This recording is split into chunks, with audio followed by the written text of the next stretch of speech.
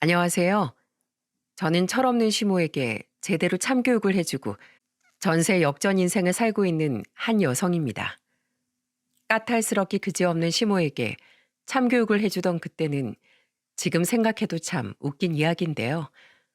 콧대가 짱짱하던 시모가 코 눌린 불독 마냥 어떻게 코가 납작해졌는지 그 재미있는 스토리를 한번 이야기해드려 볼게요.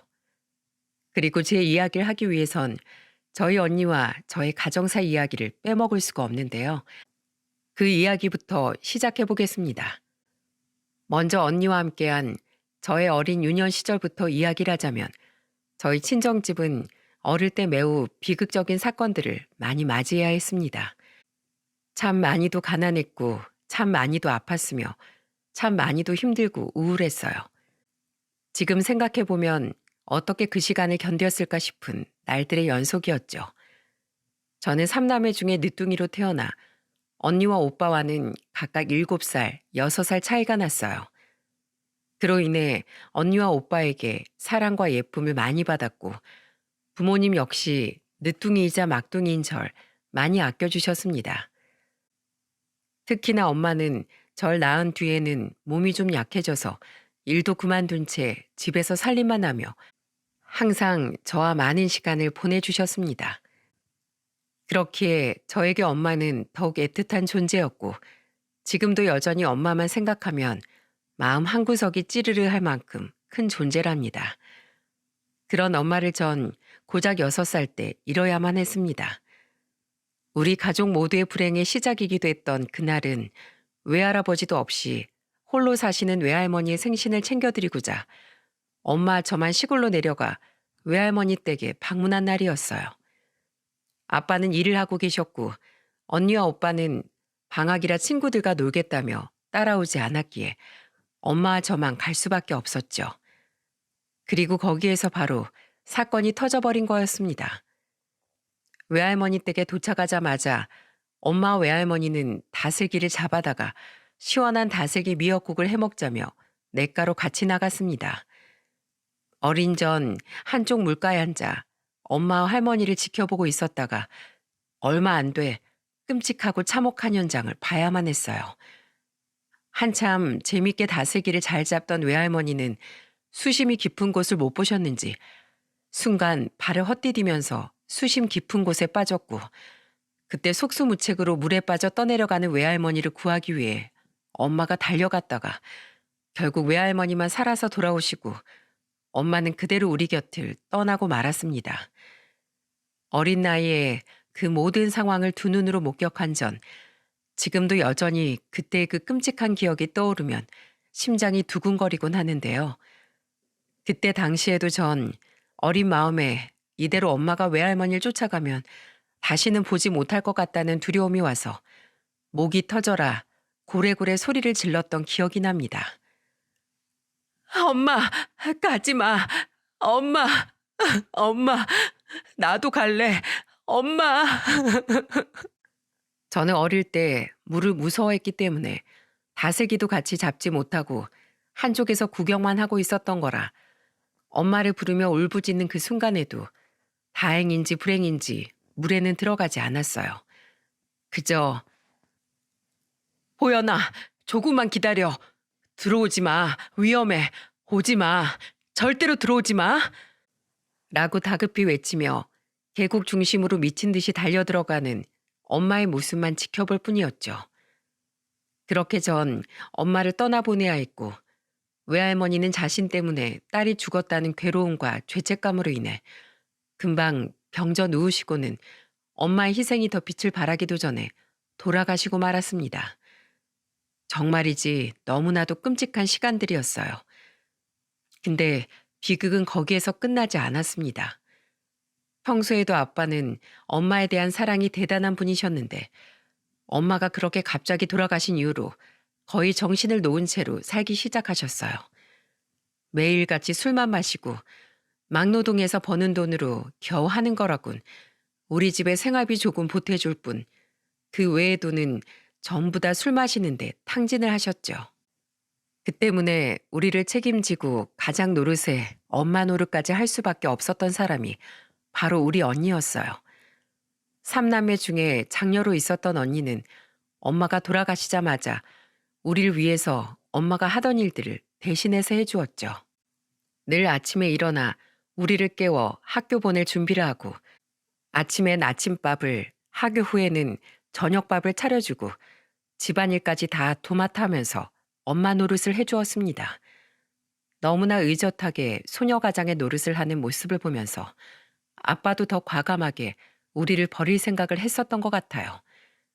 결국 아빠는 엄마를 잃은 슬픔을 이기지 못하고 언니가 중3일 때 중2인 오빠와 9살인 저를 언니에게 맡겨둔 채로 지방으로 떠나버렸죠.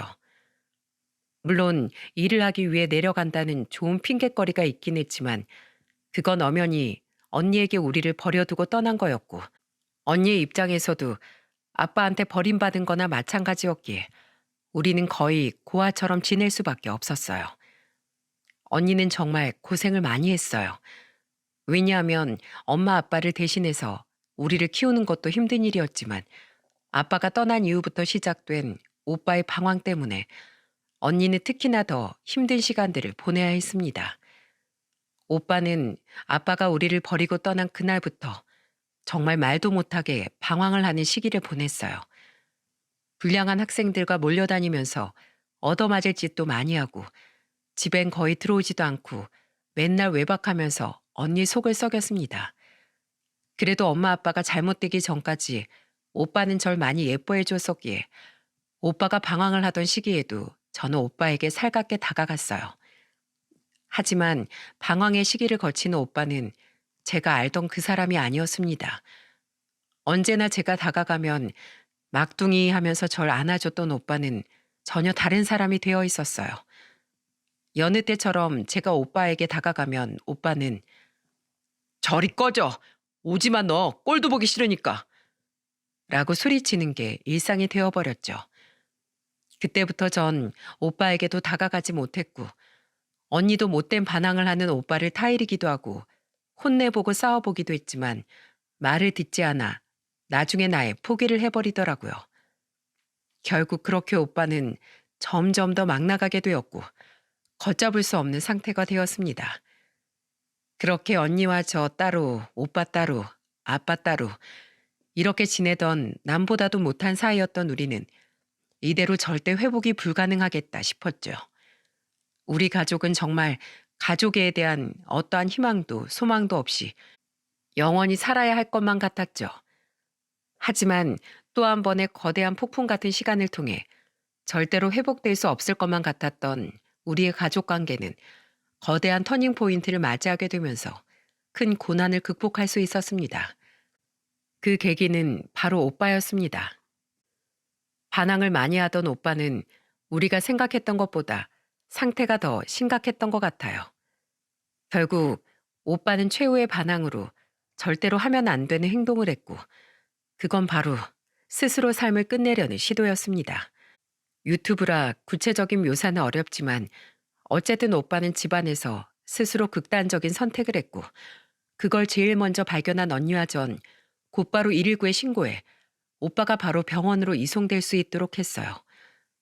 천만 다행히도 너무 늦지 않게 발견한 덕분에 오빠는 살 수 있었습니다. 언니는 깜짝 놀라 아빠한테 전화를 했고 오빠의 소식을 들은 아빠는 충격을 받은 채로 헐레벌떡 우리가 있는 곳으로 오셨죠. 아직 의식이 돌아오지 않는 오빠를 붙잡으며 그제서야 아빠는 오열을 하셨어요. 종수야, 종수야, 이게 도대체 어떻게 된 일이야? 이게 대체 무슨 일이냐고. 내가 부족해서, 내가 모자라서 널 이렇게 만들었구나. 눈 좀 떠봐, 아들아. 제발 눈 좀 떠봐라, 아들아. 아빠는 하염없이 눈물을 흘리며 오빠를 불렀고 그 부름이 정말 간절했는지 오빠는 어느 정도 편히 쉬는 듯 하다가 곧 의식을 차렸습니다. 하지만 깊은 우울증과 아빠에 대한 원망이 깊었던 오빠는 깨어나자마자 소리쳤습니다. 뭐야, 왜 살렸어? 나 왜 살렸냐고. 그냥 그대로 죽게 내버려 두지.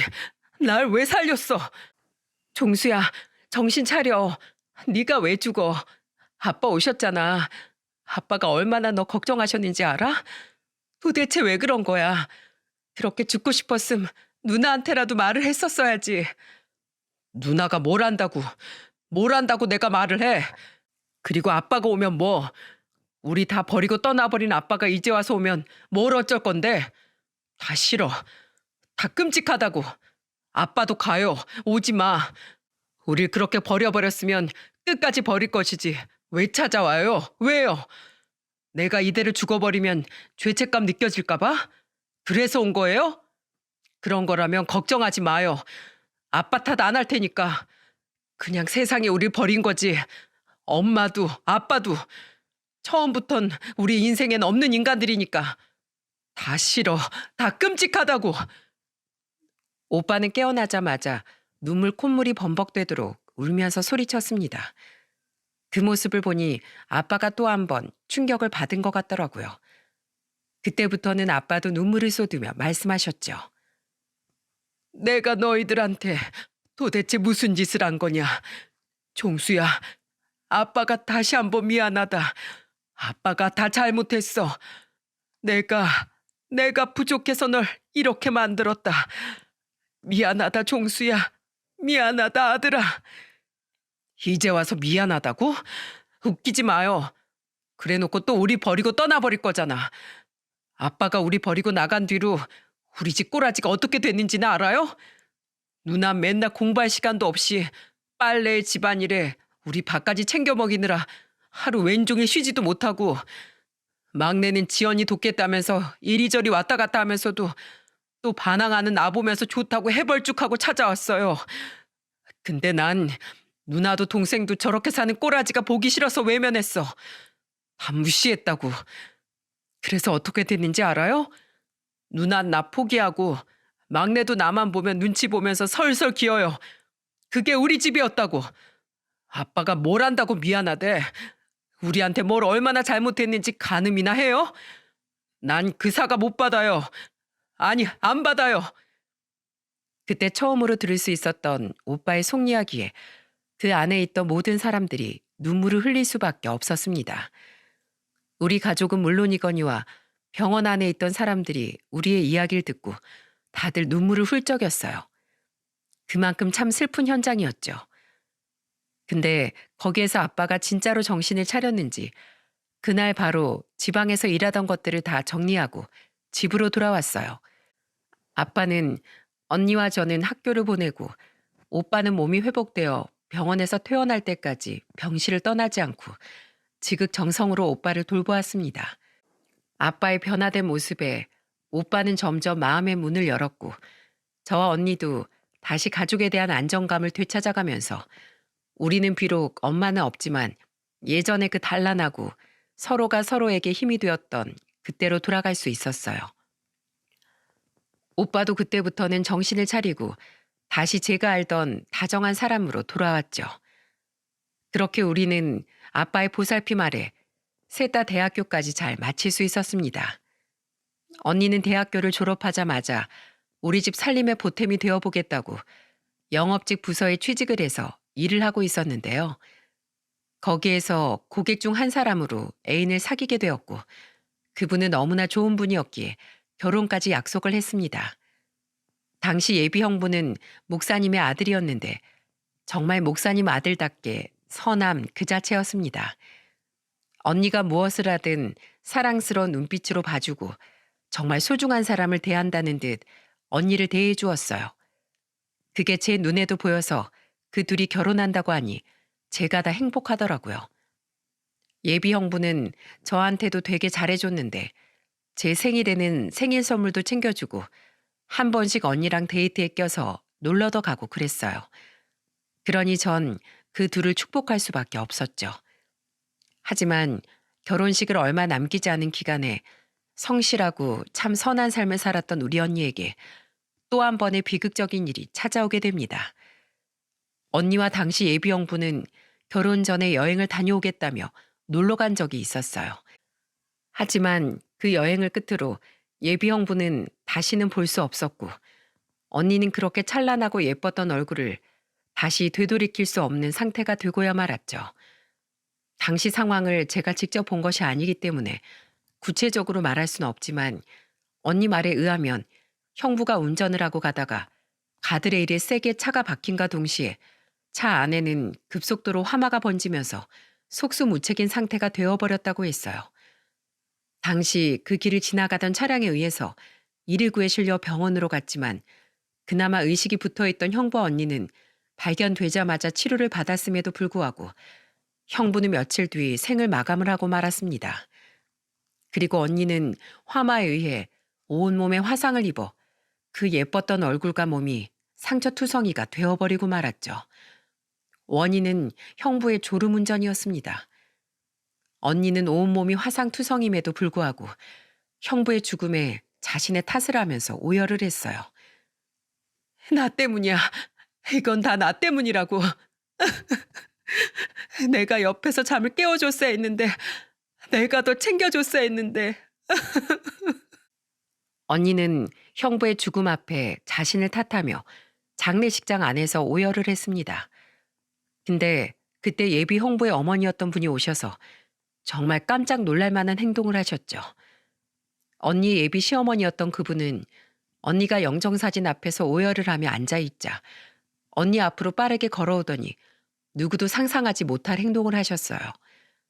그건 바로 그나마 화상 자국이나 흉터가 덜했던 언니의 손을 잡아주며 기도를 하시는 행동이었죠. 한참 기도하시던 그분은 언니에게 이런 말을 하셨습니다. 아가, 울지 마라. 그리고 자책하지도 마라. 내 아들이 죽은 건 네 탓이 아니야. 그리고 내 아들은 아주 좋은 곳에 갔을 테니 슬퍼하지도 마. 지금쯤 천국에서 예수님 곁에 앉아 행복한 시간을 보내고 있을 거야. 오히려 네가 이렇게 자책하고 힘들어하는 모습 보면서 안타까워하고 있을 거다. 그러니까 아가 웃어. 그리고 훌훌 털어버려. 너무나도 힘들겠지만 넌 앞으로 살아가야 할 날이 더 많이 남았어. 너에겐 다시 한번 인생의 기회가 주어졌으니 지금처럼 그랬듯이 또 한번 열심히 그리고 예쁘게 살아봐. 그걸 내 아들도 원할 거다. 그리고 우리도 원하고 말이야. 내가 널 참 예쁘게 봤는데 내 며느리로 맞이하지 못한 게 아깝긴 하지만 그래도 그게 하나님의 뜻이 아니겠니? 난 내 아들이 가장 좋은 때, 가장 알맞은 때 하나님 곁으로 갔다고 생각한다. 그래서 우리도 우리 아들이 너무나 보고 싶지만 또 웃어보려고 한다. 그러니 너도 웃어. 더 이상 자책하지 마. 예쁜 우리 며느리. 오히려 네가 지금 치료받는 게 얼마나 고통스러울까 많이 걱정이 되는구나. 치료 잘 받고 꼭 건강하게 지내. 알았지? 그리고 살아줘서 고맙다. 이렇게 용기 내서 찾아와 준 것도 고맙고. 어머님, 감사합니다. 그리고 죄송합니다. 죄송하지 말라니까. 우리 걱정도 하지 말고 앞으로 씩씩하게 또 새로운 인생 잘 살아.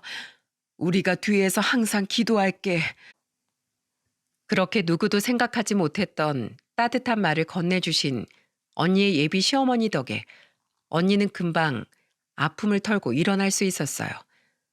비록 온몸에 화상을 입은 관계로 언니의 피부는 이전처럼 돌아오지 못했지만 언니는 그 시련의 아픔도 다 털어버리고 금세 마음을 잡을 수 있었습니다. 그 뒤로 시간이 꽤 흘러 오빠도 결혼을 하고 저도 결혼을 하게 되었어요. 저는 친구의 소개로 남편을 만나 1년 정도 연애를 하다가 상견례를 하게 되었는데요. 양가 온 가족이 다 모인 자리에서 저는 정말 기분 나쁜 일을 당해야 했습니다. 왜냐하면 우리 언니의 화상을 본 시모가 대놓고 찌찌거리며 조롱을 해댔거든요.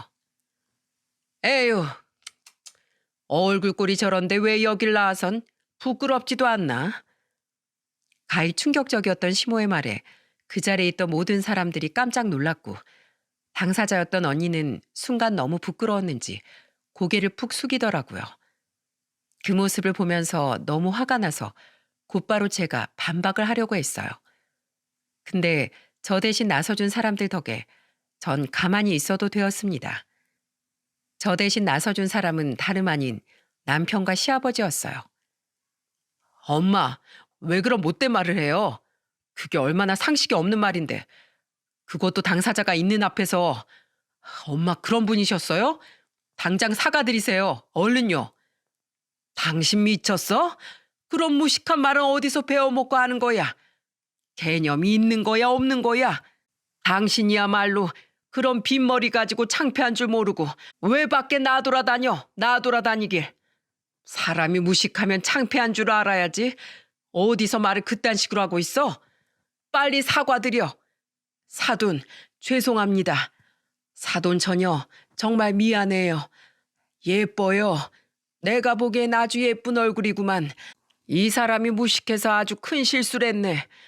어디 가서 또 내 마누라처럼 무식한 인간들이 함부로 말하면 그땐 지금처럼 고개 숙이지 말아요. 당당하게 말해요. 내 모습이 어떤데 그러냐고. 내가 봤을 땐 아주 미인이구만. 이 사람 눈깔이 삐었어. 무식해서 그래, 무식해서. 내가 대신 사과할게요. 마음 풀어요, 사돈 처녀. 그래요, 처형. 저희 아빠 말이 맞아요. 저희 엄마가 한 말 절대로 신경 쓰지 마세요. 당당하게 다니세요. 지금 모습도 충분히 아름다우시니까요. 시아버지와 남편은 무식한 시모 대신에 저희 언니한테 사과를 했고 한참 시모를 대놓고 혼을 내줬습니다. 아마도 이 두 사람이 아니었다면 저는 이 결혼 안 했을 거예요. 하지만 상견례 자리 내내 이 두 분은 우리 언니를 끝까지 배려하며 대해주셨고 그 모습에 저도 우리 가족 모두 다 감동을 받았습니다. 그렇게 결혼을 하고 저희 부부는 평범하게 알콩달콩거리며 잘 지내고 있었어요. 근데 진짜 시모하고는 결혼 후에도 가까워질래야 가까워질 수가 없었답니다. 결혼 후에도 시모는 쓸데없는 걸로 저한테 시비를 걸었고 그때마다 제 편이 되어준 건 남편과 시아버지였어요. 특히나 시아버지와 저는 취미가 잘 맞았는데 둘 다 등산을 좋아해서 주말마다 등산을 진짜 자주 다녔죠. 시아버지도 저와 함께 가는 걸 좋아했고 저도 시아버지와 대화 나누며 보내는 시간이 따뜻하고 좋았기 때문에 둘이서 혹은 남편까지 셋이서 등산을 자주 다녔습니다. 물론 시아버지하고만 다니면 시모가 질투하고 서운해하기에 틈틈이 시모와도 시간을 많이 보내려고 노력을 했습니다. 근데 시모와 다니면 피곤한 게 정말 온갖 투정이란 투정은 다 하면서 따라다니는 거였죠. 어디 단풍을 보러 가면 단풍 뭐 저거 뭐가 예쁘다고 보러 오니? 집에서 그냥 고기나 구워 먹을 것이지. 아유, 쓸데없이 걸어 다니는 것도 다리 아파 죽겠구만. 이런 쓸데없는데 왜 나오자고 해선. 에휴, 난 갈란다. 너네끼리 보던지 말던지. 이렇게 하고서 혼자 훌쩍 나가버려서 우리를 당황시키는가 하면 시모의 말대로 집에서 고기를 구워 먹는 날엔 아유, 이거 뭐 고기 먹는 거 준비하고 기름 튀고 다 짜증난다. 못하러 고기를 구워 먹니? 그냥 밖에서 사서 먹으면 될 것을. 하여간에 일 만드는 것도 능력이다, 능력이야. 에이, 짜증나. 난 안 먹을란다. 니들끼리나 먹어. 하고는 안방으로 들어가 버려서 참 난감하기 짝이 없었죠. 이런 일들이 비일비재하다 보니 시모하고는 가까워질래야 가까워질 수가 없었어요. 매사가 다 짜증이고 매사가 다 불만인 사람인지라 뭘 할 수가 없었거든요. 그렇게 시모와 가까워지는 걸 포기한 채로 남편과 시부하고만 잘 지내고 있던 때 저희 친정에 경사가 일어났어요. 바로 언니가 새로운 사람을 만나 결혼을 하게 된 거였답니다. 언니는 몇 년 동안 화상 치료를 꾸준히 받아 피부가 그래도 많이 회복이 된 상황이었어요. 물론 그래도 이전처럼 매끄러운 피부를 보긴 어려웠지만 일상생활은 가능한 정도가 되었죠. 그러면서 언니는 화상 치료를 받는 사람들끼리 가지는 모임에도 꾸준히 나갔는데 거기에서 형부를 만나게 된 거였답니다. 형부는 언니처럼 화상이 심한 정도는 아니었지만 그래도 그 화상의 충격과 아픔을 같이 공감할 수 있는 사람인지라 언니를 정말 아껴주고 서로가 서로에게 힘이 되어주고 있었어요. 그래서 둘은 결혼 준비를 했고 모두의 축복 속에서 결혼식을 올리게 되었죠. 제가 봤을 때 언니는 진짜 남자복이 있는 사람이었어요. 먼저 세상을 떠난 예비 형부도 좋은 사람이었지만 이 형부도 굉장히 좋은 사람이었거든요. 한 번은 형부와 제가 잠깐 둘이 같이 있을 때가 있었는데 그때 형부가 저에게 이런 말을 해줬답니다. 나도 비록 몸이 정상은 아니지만 난 앞으로 무슨 일이 있어도 니네 언니는 끝까지 지켜줄 거야. 내가 밥을 굽는 한이 있어도 우리 가정을 위해서 끝까지 책임을 다할 거고 정말 평생 내 와이프, 내 동반자라 여기면서 잘할 거야. 그러니까 처제, 나 잘 지켜봐줘. 라고 이야기를 했었죠. 그 순간 얼마나 우리 형부가 든든하게 느껴졌는지 모릅니다. 당신은 결혼하기 전이었는데도 불구하고 벌써부터 가족애가 생겨 저희 언니를 챙기면 형부까지 같이 챙기게 되더라고요. 그러니 결혼식도 기쁘게 진행이 될 수밖에 없었죠. 언니의 결혼식은 온 가족이 다 모여 성대한 결혼식을 올릴 수 있었습니다. 저희 오빠는 언니가 치료받는 과정에서도 돈으로 많이 도와줬는데 결혼을 할 때도 집 구하는 것도 도와주고 할 만큼 언니에게 잘했습니다. 그리고 오빠 못지않게 저도 엄마를 대신해 주었던 우리 언니를 위해서 성의를 보여주고 싶었는데요. 결혼 준비하는 내내 언니와 함께하며 많이 도와주긴 했지만 실질적으로 도움이 되고 싶어 축의금을 좀 많이 했어요. 금액은 300만 원을 했는데요. 이건 저 혼자서만 결정한 게 아니라 미리 남편과 다 상의가 된 부분이었습니다. 오히려 전 미안한 마음으로 남편에게 축의금 얘기를 꺼냈는데 남편은 흔쾌히 수긍을 하면서 오히려 더 하고 싶은데 그러지 못해 마음이 아프다며 저에게 미안해 하더라고요. 왜냐면 언니가 저한테 어렸을 때 엄마 노릇을 했고 거의 절 키우다시피 했기 때문에 남편은 언니에게 항상 고마워하는 마음을 가지고 있었거든요. 저는 그 마음만으로도 남편에게 고마웠습니다. 그렇게 기분 좋게 축의금을 하고 형부랑 언니가 같이 결혼식장에서 행진을 하는 모습을 보는데 그 모습이 얼마나 예쁜지 진짜 눈물이 하염없이 흐르더라고요. 진짜 얼마나 울었는지 모릅니다. 하지만 거기에서 저만 운 게 아니었어요. 두 사람은 둘 다 같은 아픔을 가지고 서로를 통해 극복한 특별한 관계였기 때문에 형부 집안이나 우리 집안이나 슬퍼하는 건 마찬가지였고 그 덕에 결혼식장은 울음 바다였지만 그럼에도 불구하고 다들 박수를 쳐주며 기뻐해 주었어요. 그러니까 그 모두의 눈물은 슬픔의 눈물이 아니라 감격의 눈물이었던 거죠. 결혼식이 다 끝난 뒤에 우리는 언니와 가족 웨딩 사진도 찍고 언니가 앞으로 새 삶을 살 수 있도록 열심히 응원하는 시간도 가졌습니다. 그렇게 무사히 결혼식을 마친 줄만 알았어요. 하지만 결혼식이 끝나고 딱 2시간 뒤에 말도 안 되는 사건이 벌어졌습니다. 그날은 지금 생각해도 가장 기쁜 날이자 가장 최악의 날이라고 말할 수 있을 것 같아요. 결혼식을 다 마치고 나서 집에 가려던 참에 시모에게서 전화가 와서 아무렇지 않게 받았죠. 그리고 그 전화를 받고 난 걸 전 곧이어 바로 후회해야 했습니다. 예, 너 어디니? 지금 결혼식 끝나고 집에 가려고요. 그래?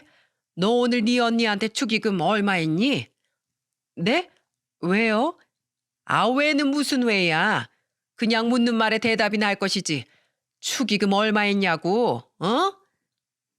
저는 갑작스럽게 전화해 축의금을 얼마 했냐는 황당한 질문을 하는 시모가 어이가 없었지만 숨길 것도 없었기에 당당하게 말했습니다. 300만 원 했는데요. 시모는 제가 한 축의금 금액을 듣자마자 막 흥분을 하며 화를 내기 시작했어요. 뭐? 다시 말해봐. 30이 아니라 300? 야, 너 미쳤니? 미쳤어? 아니, 어머님, 왜 그러시는데요? 제가 저희 언니 결혼식에 축의금한 게 뭐 잘못인가요? 왜 갑자기 전화하셔선 화를 내시는 거예요? 야, 요즘 세상에 누가 300만 원이나 축의금을 내? 우리 아들이 그 300 벌려고 얼마나 빡세게 일하는지 알아? 너 미쳤어? 너 우리한테도 매달 용돈 한 번 안 주면서 네 언니한텐 그 거금을 썼다 이거야? 어? 어머님, 말씀은 바로 하셔야죠. 제가 매달 용돈을 안 드리지만 생신 때나 명절 때나 특별한 날이 있으면 제가 용돈 챙겨드리잖아요. 매번. 그게 그거랑 같어? 너 지금 우리 아들이 그 돈 벌려면 얼마나 쇠가 빠지는 줄 아냐? 그리고 너 누가 함부로 네 마음대로 축의금하래? 저 마음대로 혼자 한 거 아니에요. 남편이랑 같이 상의했다고요. 너 그 말 같지도 않은 소리 하지 마. 우리 아들이 너 만나서 얼마나 이상해졌는 줄 알아? 네가 내 뒤에서 네가 우리 아들 구워 삶은 줄 모르는 줄 아냐고. 응? 아주 불려시 마냥 구워 먹고 삶아 먹고 하고 있는지 모르는 줄 아냐고. 아이고, 내가 배 아파서 나왔더니 며느리한테 내 아들을 다 뺏기고 억울해. 난 억울하다고. 저는 정말 기가 막혔습니다. 이렇게 말도 안 되는 이유로 전화해서는 또 짜증을 부리고 역정을 내는 시모가 정말이지 너무나 어이가 없고 꼴보기가 싫었어요. 근데 한편으로는 이 시모가 왜 저한테 이러는지 그 이유는 알 것 같았습니다. 왜냐하면 저번에 한번 일이 있었거든요.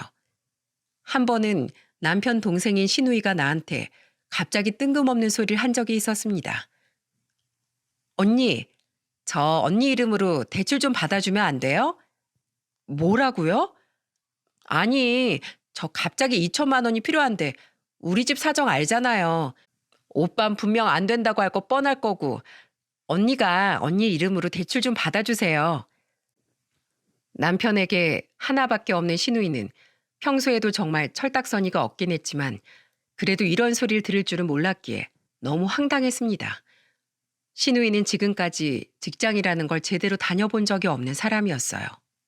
한 번은 네일 아트 학원에 다닌다고 해서 남편이 보내줬더니 한 두 달하고 그만두고 또 나중에 가서는 미용학원 다닌다고 하고서는 또 금방 포기해버리고 계속해서 그냥 조금만 힘들고 조금만 마음에 안 들면 포기해버리는 사람이었어요. 직장을 다녀도 동료들이 마음에 안 든다고 그만두고 그러니 돈을 모을 수 있는 인생이 아니었던 거죠. 그런데 그 돈도 없는 사람이 친구들이랑 유럽 해외여행 간다고 나보고 2천만 원을 빌려달라고 한 게 아니겠어요? 그것도 무려 한 달 동안이나 갔다 올 계획을 잡고 있다고 하더군요. 자기 친구들과 같이 가는데 본인한테 돈 빌려줄 친구는 없다면서 친구들 다 돈 없인 해외여행 못 간다면서 자기 개인 용돈 여유롭게 챙겨서 가는데 자기도 그래야 할 것 같다며 빌려달라고 한 거였어요. 그것도 무려 넉넉 잡아 2천만 원을 빌려달라고 하더라고요. 너무 어이가 없어서 돈이 없다고 했더니 그럼 대출을 받아서 빌려달라고 했던 거였습니다. 참 어이가 없어서 전 당차게 거절을 해버렸어요. 아가씨, 정신 차리세요. 2천만 원이 얼마나 큰 돈인지 알아요? 그럴 거면 평소에 일 열심히 하고 사치 같은 거 줄이시면서 돈 열심히 모으며 살았어야죠. 그냥 흥청망청 살고 게으르게 살면서 편하게 인생 즐길 땐 언제고 이제 와서 돈 없어서 나한테 내 이름으로 대출을 받아달라고 해요? 전 못해요. 그러니까 어머님한테 말씀드리든 해외여행을 포기하시든 알아서 하세요. 그때 시누이가 저한테 뭐라고 했는 줄 아십니까? 와, 진짜 쌍욕을 했습니다. 진짜 기가 막혔죠. 뭐라고? 이 삐리리 이년아. 내가 우스워? 웃음냐고. 어디서 무시하고 훈계질이야? 진짜 어이없는 상황에 헛웃음이 다 났지만 호락호락하게 넘어갈 수 없었기에 전 바로 반박하며 말했죠. 야, 너 지금까지 내가 아가씨 해주니까 만만해 보여? 너 우리나라 족보만 아니었으면 진작에 정신 차리고 살라고 너 한 대 갈겼어. 알어? 그리고 어디서 나한테 욕짓거리야? 아휴, 진짜 한심하다. 너 한 번만 더 나한테 욕짓거리하면 죽을 줄 알아? 그리고 네가 쓸 돈 네가 벌어서 써. 쬐깐한 게 지금 어디서 욕하고 지랄이야? 너 제대로 한번 나한테 쌍욕 들어볼래? 어? 귀에 피 나도록 해줘? 이게 싸가지 없이. 야, 끊어. 그딴 소리 할 거면 통할 가치도 없어. 다시 한 번만 더 돈 문제로 전화하기만 해. 오빠랑 아버님한테 다 잃어버리고 너 가만 안 둘 줄 알아. 저는 이렇게 화를 내고는 끊어버렸고 그 뒤로는 아가씨한테 존대도 안 했습니다. 그걸 본 시모는 아가씨한테 존대 안 했다고 또 엄청 전화해서 저한테 간섭하고 잔소리를 하더라고요. 그때마다 제가 또 호락호락하지 않으니 약이 바짝 오른 시모는 제 친언니 결혼식 축의금 문제까지 걸고 넘어지면서 트집을 잡은 거였습니다. 그걸 다 알고 있었기에 저는 그 자리에서 시모에게 말을 했어요. 어머님, 제발 저희한테 간섭 좀 하지 마세요. 네? 저희 언니가 저한테 어떤 사람인지 잘 아시잖아요. 그리고 이건 저 혼자 독단적으로 한 게 아니라 남편이랑 상의했다고 말씀드렸어요. 분명히요. 어머님, 지금 제가 그때 아가씨 2천만 원 안 도와준 것 때문에 그러시죠? 어머니 몰라서 그렇지. 아가씨가 그동안 저한테서 돈을 얼마나 뜯어갔는지 아세요? 지금까지는요. 그래, 우리 집안 사람이니까 하고 도와줬지만 지금은 버릇 나빠져서 안 될 것 같아 안 도와줬어요. 그래도 그게 제 잘못인가요? 이거 제가 아버님하고 남편한테 이야기해볼까요? 어떻게 되는지? 아님, 혹시 그렇게 되길 바라셔서 계속 저한테 그러시는 거예요? 제가 일목요연하게 따지자 시모는 더 흥분을 해서는 급기야는 당장이라도 찾아올 기세로 말을 하더라고요. 뭐? 야, 너 지금 어디야? 어디긴 어디예요. 아직 결혼식장이지. 어머님 제발 좀요. 저요 어머니랑 잘 지내고 싶어요. 그러니 시비 좀 걸지 마세요. 저 이만 정리하고 집에 가야 해서 전화 끊겠습니다. 라고 말하면서 전화를 끊어버렸습니다. 수화기 너머로 들려오는 욕짓거리가 들렸지만 무시하고는 끊어버렸어요. 아마 그 욕이 아니었다면 좀 더 통화를 할 수도 있었을 테지만 시모와는 더는 통화를 하고 싶지가 않았네요. 제가 쌍욕 들어가며 통화할 이유가 없었기 때문이었죠. 근데 그 여파로 진짜 어이없는 상황을 맞닥뜨리게 될 줄은 꿈에도 몰랐습니다. 왜냐하면 전화를 끊은 바로 다음 날 아주 기가 막힌 상황이 생겼거든요. 저는 공무원으로 일하고 있었기 때문에 당시 동사무소에서 근무를 하고 있었는데 한참 일을 하고 있던 중에 갑자기 밖에서 소란 피우는 소리가 들리더라고요. 그건 바로 시모였고 그때 절 찾아와서는 아주 생쇼를 하는 게 아니겠어요? 제가 그 이후부터 저한테 불티나게 전화가 오는 걸 안 받았더니 급기야는 이렇게 찾아와서 행패를 부리는 거였습니다. 진짜 제가 얼마나 창피했는지 모릅니다. 김보연, 나와! 김보연 나오라고! 야, 너 왜 내 전화를 확 끊어? 어? 이제 너 나 막 무시하냐? 어? 시모는 제 얼굴을 보자마자 행패를 부려댔고 저는 너무 황당해서 시모를 보고 말릴 새도 없이 말했어요.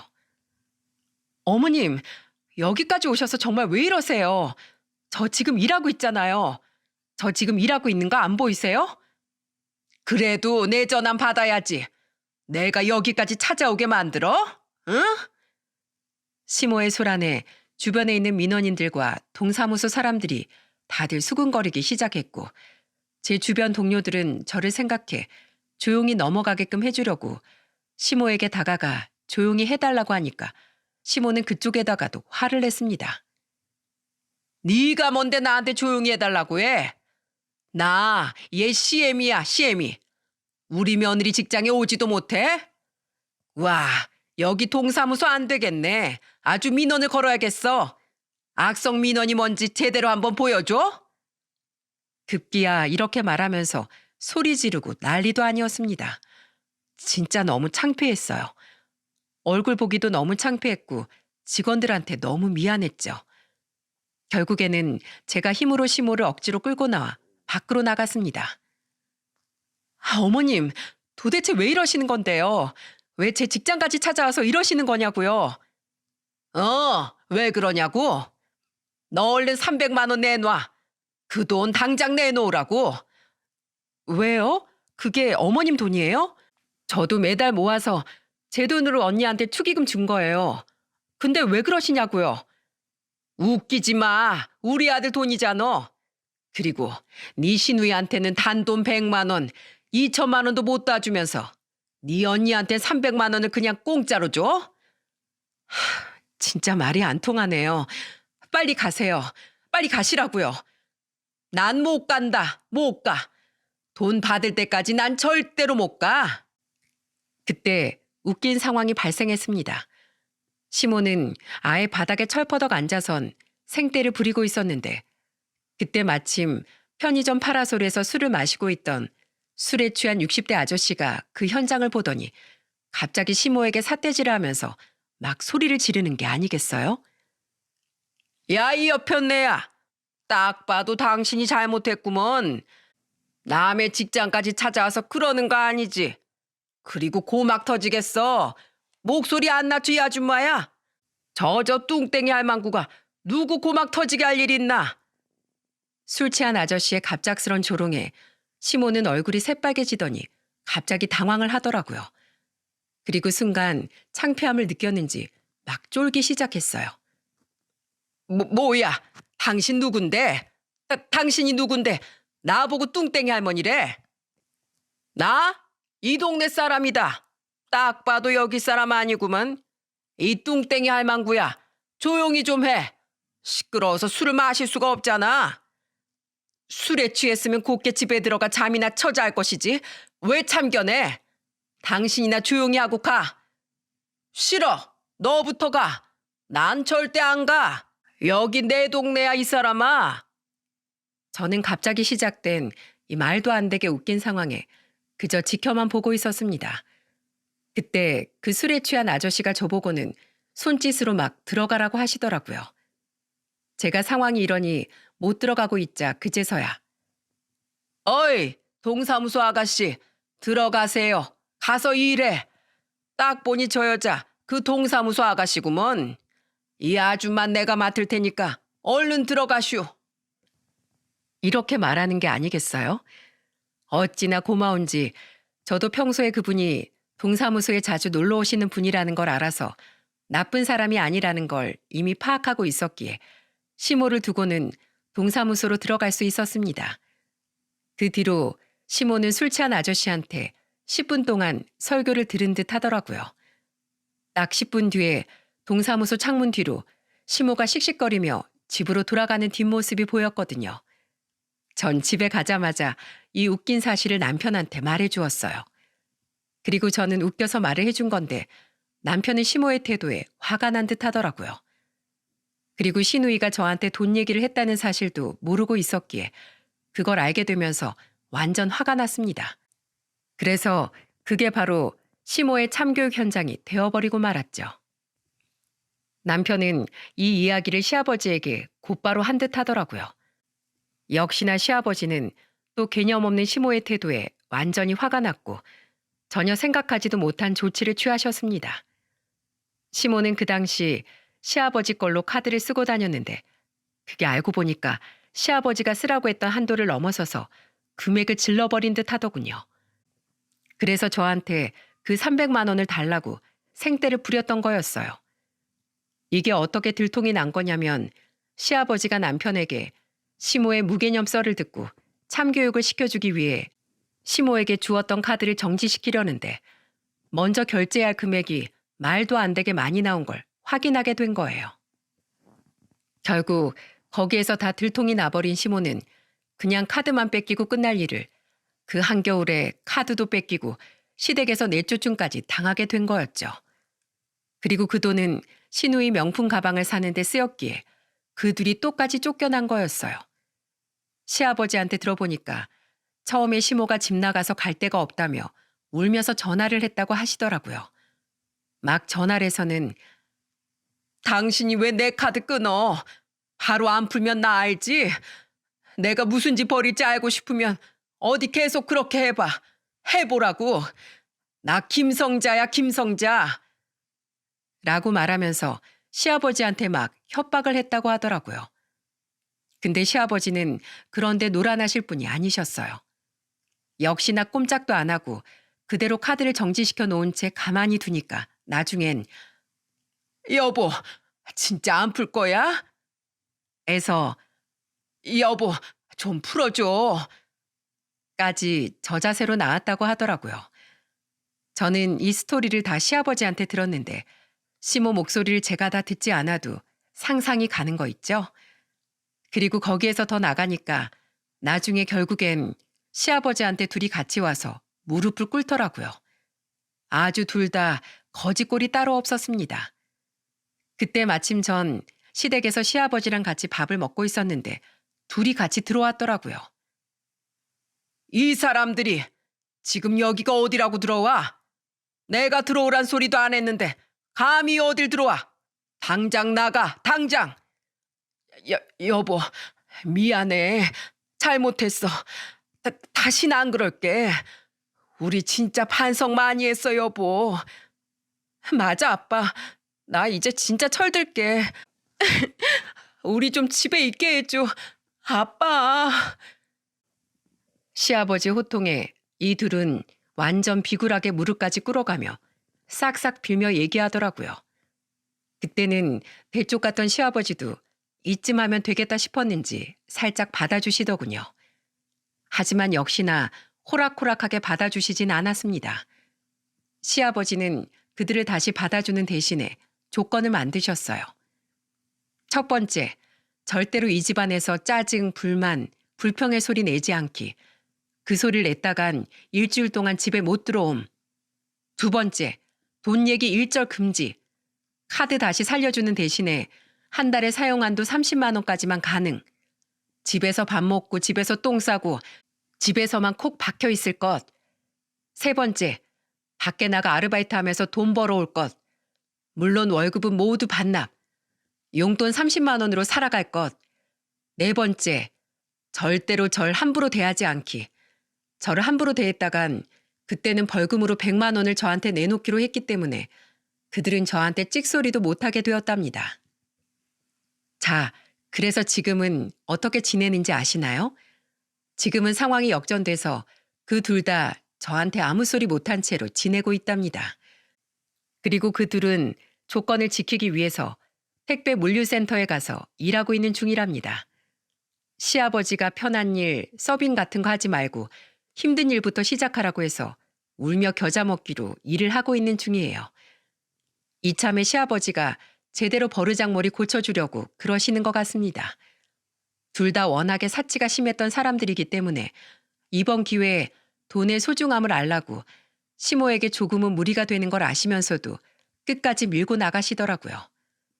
대신 택배를 나르거나 배달하는 일은 아니고 시누이, 시모 둘 다 같이 물류센터에서 포장 알바를 하고 있는 중이에요.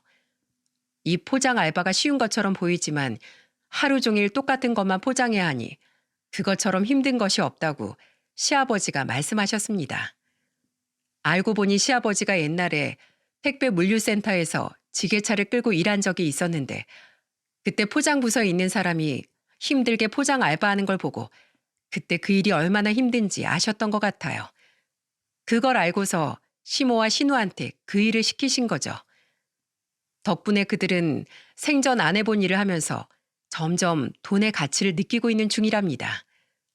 한 번은 시모가 저한테 전화를 해서는 아니, 이게 하루에 9시간 일해도 버는 돈이 10만 원도 안 된다 얘. 말이 되니? 에휴, 돈 버는 게 이렇게 힘든 일인지 몰랐어. 아주 어깨고 허리고 다 빠질 것 같다. 이러다가 병원비가 더 들겠어. 에휴. 이렇게 하소연을 하시곤 했는데 그래도 그런 시모가 은근 귀여워서 제가 한 번씩 시댁에 놀러가 시모의 어깨도 주물러 드리고 있어요. 그리고 서프라이즈 선물로 안마 의자를 놓아드렸더니 시모가 팔짝팔짝 뛰면서 엄청 좋아하시더라고요. 어머, 얘, 이게 웬 안마 의자야? 아유, 진짜 고맙다 고마워. 이거 얼마나 비싼 건데. 얘, 내가 돈 벌어보니까 알겠더라. 사람 돈이 그렇게 쉽게 쓸 수 있는 게 아니더라고. 아유, 근데 이렇게 큰 걸 선뜻 사주다니. 고맙다, 고마워. 이제 아셨죠, 어머님? 그러니까 돈을 아껴서 써야 하는 거예요. 이참에 우리 어머님 많이 배우셨네요. 이렇게 이야기하며 모두가 웃었던 적이 있었네요. 여러분, 누구든 나한테 소중하고 값진 건 남한테도 마찬가지 아니겠어요? 저희 시모는 그걸 모르고 있던 사람이었는데 이번에 참교육을 당하면서 제대로 깨닫게 된 것 같아요. 아직까지도 시모와 신우는 아르바이트를 하고 있는데 좀 더 돈의 소중함, 노동의 가치를 더 많이 알았으면 좋겠다는 마음이랍니다. 여러분도 자신에게 소중한 거, 남에게도 소중하다는 것 아시는 분들이 되셨으면 좋겠어요. 그럼 누구든 함부로 대할 수 없을 거랍니다. 저도 더 가치 있는 것들을 가치 있게 여기는 삶을 살고자 노력해 보려고 합니다.